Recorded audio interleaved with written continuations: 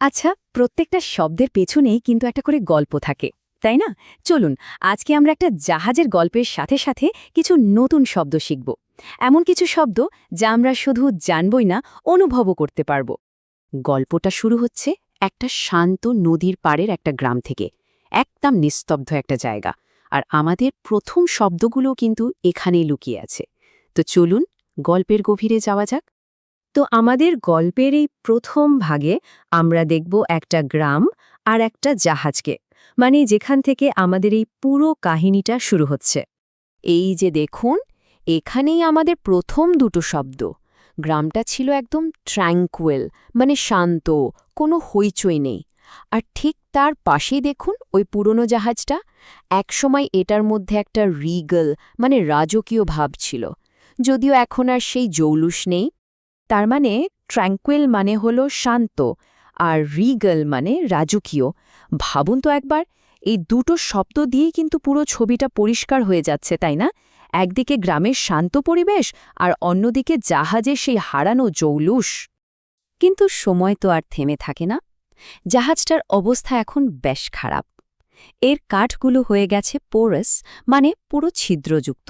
আর দেখুন, এর একপাশে একটা মস্ত বড় ব্রিজ বা ফাটল তৈরি হয়েছে। তাহলে বুঝতেই পারছেন, পোরাস মানে ছিদ্রযুক্ত আর ব্রিজ মানে ফাটল। এই শব্দ দুটো দিয়ে জাহাজটার দুর্বলতা একদম স্পষ্ট। কিন্তু ভাববেন না যে এই ভাঙ্গা জাহাজের গল্পটা এখানেই শেষ, বরং আসল গল্প তো এখান থেকেই শুরু হতে চলেছে।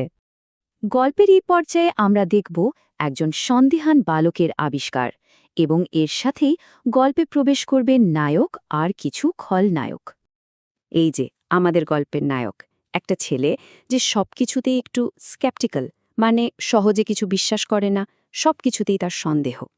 কিন্তু ছেলেটা খুবই ভিগারাস, মানে শক্তিশালী আর প্রাণশক্তিতে ভরপুর। ও দেখতে পায় কিছু লোক জাহাজ থেকে জিনিসপত্র স্যালভেজ করার চেষ্টা করছে, মানে উদ্ধার করার নামে আসলে সেগুলোকে ড্র্যাগ করে, মানে জোর করে টেনে নিয়ে যাচ্ছে। তো আমরা এখানে চারটে নতুন শব্দ পেলাম।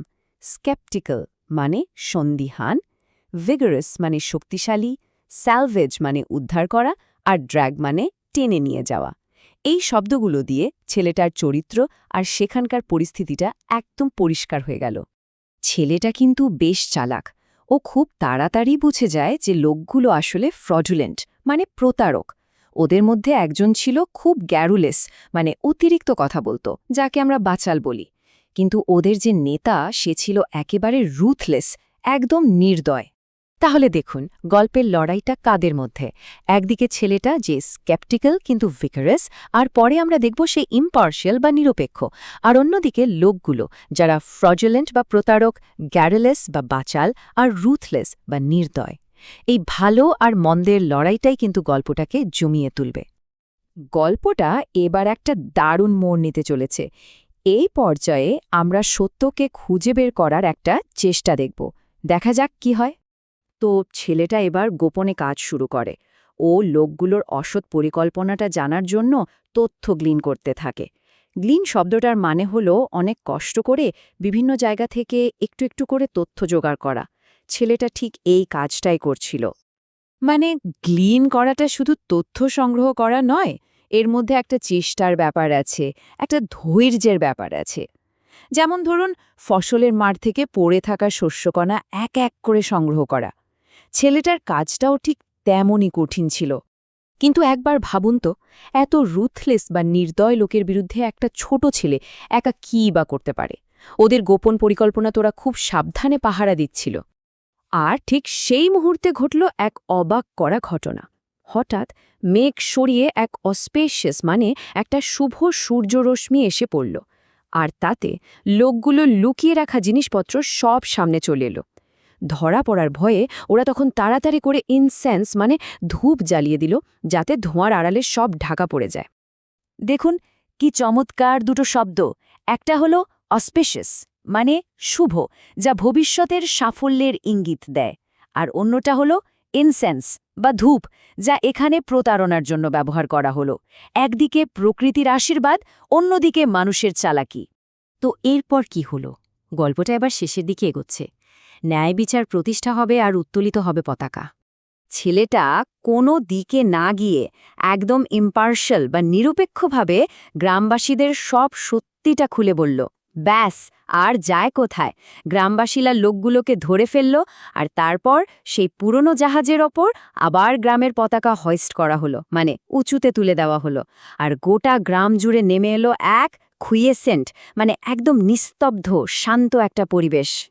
তাহলে শেষের এই 3টি শব্দ আমরা শিখে নিলাম। ইম্পার্শিয়াল মানে নিরপেক্ষ, হোয়েস্ট মানে উত্তোলন করা, আর কুইসেন্ট মানে হলো নিষ্ক্রিয় বা নীরব। এই শব্দগুলো দিয়েই গল্পের সুন্দর সমাপ্তিটা বোঝা যাচ্ছে।